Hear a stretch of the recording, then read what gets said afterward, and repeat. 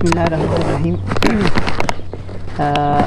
इस वीडियो में हम देखेंगे कि ऑसिलेटर, हमारे पास जो हार्टले ऑसिलेटर है वो उसकी एप्लीकेशंस क्या हैं और कैसे ये अपने जो डैम्प्ड ऑसिलेशंस हैं उसको रिकवर करके इनकी सस्टेन्ड ऑसिलेशन प्रोवाइड करता है।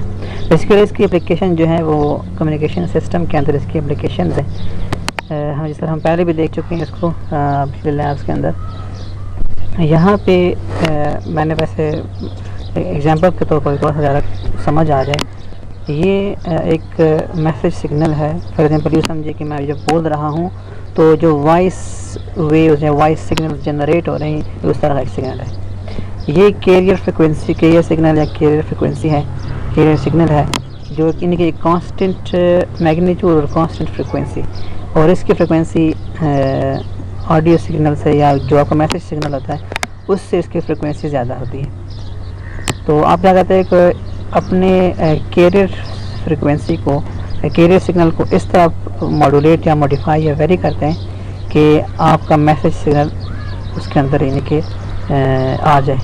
अगर फॉर एग्जांपल अगर इसका एम्पलीट्यूड जब हाई हो रहा है तो आप फॉर एग्जांपल एम्पलीट्यूड मॉड्यूलेशन जैसा यहाँ पे दिखाया गया है तो इसका एम्पलीट्यूड आप बढ़ा दें। अगर ये कम हो रहा है तो आप इसको इसके एम्पलीट्यूड को भी कम कर दें साथ साथ। तो इस तरह आप वेरी कर सकते हैं मुख्तलिफ। यहाँ पे या ये भी दिखा जिस तरह का है, ये एक वेव है मैसेज सिग्नल, ये कैरियर फ्रिक्वेंसी है। आपने कैरियर फ्रिक्वेंसी को मॉडिफाई किया या यानी कि वेरी किया मैसेज सिग्नल के एम्पलीट्यूड के मुताबिक।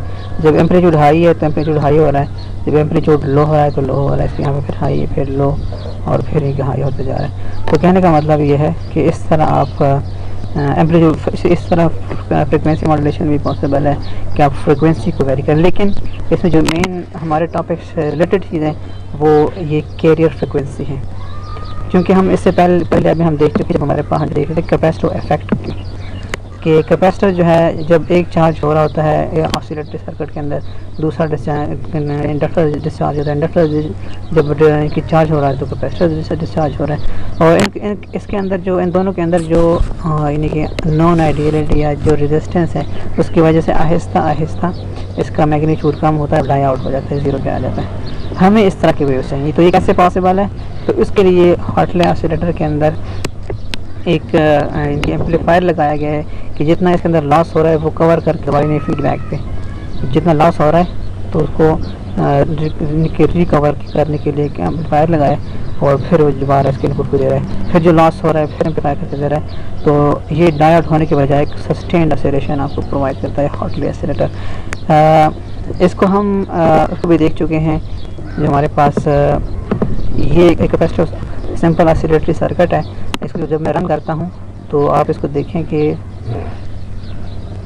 इनकी ये कैपेसिटर का आउटपुट है, इसके क्रॉस करंट और इंडक्टर के क्रॉस करंट। इसको अगर मैं मैग्नीफाई करूँ तो हमें क्लियरली ये चीज़ नज़र आती है कि जब एक डिस्चार्ज होगा दूसरा चार्ज हो रहा होगा।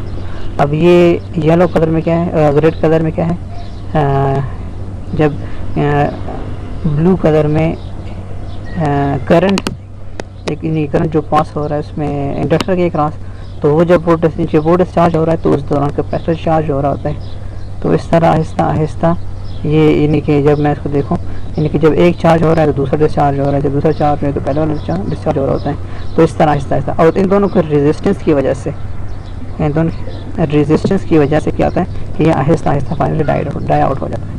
हमें कांस्टेंट ऑसिलेशन चाहिए, तो उसके लिए हार्टले ऑसिलेटर पहले कॉलबेट पे देख चुके हैं। यहाँ पे भी उन्होंने इस तरह का फीडबैक चलाया हुआ है कि हमारे पास पहले में क्या था कि कॉलबेट में कि दो कैपेसिटर के क्रॉस इनके आगे इंडक्टर लगाया हुआ था, उसके यानी कि इंडक्टर के क्रॉस को पैरेलल लगाया था। यहाँ पे दो इंडक्टर को इस तरह कैपेसिटर के क्रॉस लगाया गया है। तो इस ये जो आउटपुट है ये यानी कि इस ट्रांजिस्टर को एज एम्पलीफायर यूज़ किया गया है कि इसके अंदर जो रेजिस्टेंस है जो कि फिर डाई आउट हो सकती है, यानी कि जो एम्पलीट्यूड ऐसा कम होते होते ज़ीरो पे आ जाता है, तो उसको ख़त्म करने के लिए इनके आगे आउटपुट से फीडबैक दिया गया है। ये इसको एम्पलीफाई करके देता है और ये सर्किट जो है वो इसको हम देख भी सकते हैं इसको रन करके। तो इसको ये इसकी आउटपुट हमारे पास एक कैपेसिटर के पास आउटपुट है।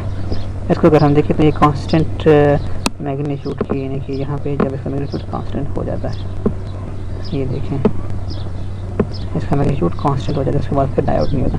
तो हमें कम्युनिकेशन सिस्टम में इस तरह के सिग्नल चाहिए थे। तो ये बेसिकली हार्टली आसिलेटर में ये सिमुलेट हुआ है, इसको हम ऑलरेडी देख सकते हैं। जबकि इसके अगर हम देखें इसको, तो यहाँ पे एक डायोड हो जाता है तो दूसरा एक चार्ज होता है, दूसरा डिस्चार्ज होता है, पहला डिस्चार्ज होता है तो दूसरे वाला डिस्चार्ज होना शुरू हो जाता है। जबकि यहाँ पे क्या है, यहाँ पे कांस्टेंट ऑसिलेशन आई है। तो ये फ़र्क है, ये कैपेसिटी सिंपल ऑसिलेटरी सर्किट है जो कि डायोड हो जाता है, और ये कॉलपिट हार्टली ऑसिलेटर है जो कि कांस्टेंट मैग्नीट्यूड जो कि हमें चाहिए होते हैं ये कम्युनिकेशन सिस्टम के अंदर। यहाँ पे हमें कांस्टेंट मैग्नीट्यूड चाहिए। तो ये बेसिकली एक हार्टली ऑसिलेटर के बारे में छोटा इंट्रोडक्शन था, जिसको हम यानी कि देख सकते हैं इसके एप्लीकेशन के हिसाब से। तो ये सिमुलेट हुआ है सर्किट, अगर वो देखना चाहे तो सर्किट हाँ, इसमें ये चीज़ मैंने लगाई है, इसको कपल किया है इसके साथ, यहाँ पे काम मुकम्मल हो जाता है। लेकिन एक अगर आप वायरलेस के, हम हमारी एप्लीकेशन पहले भी क्लियर कर चुके हैं इसमें, कि अगर मैं इसको वायरलेसली किसी दूसरे की जगह पे ट्रांसफ़र करना चाहूँ तो उसके लिए मुझे ट्रांसफार्मर बनाना पड़ेगा। इसके मैं मुख्तलिफ काम और भी कर सकता हूँ, लेकिन ये कि इसकी ज़रूरत भी नहीं है, लेकिन हो भी तो कोई इसमें मसला नहीं है। तो ये एक हार्टली ऑसिलेटर था।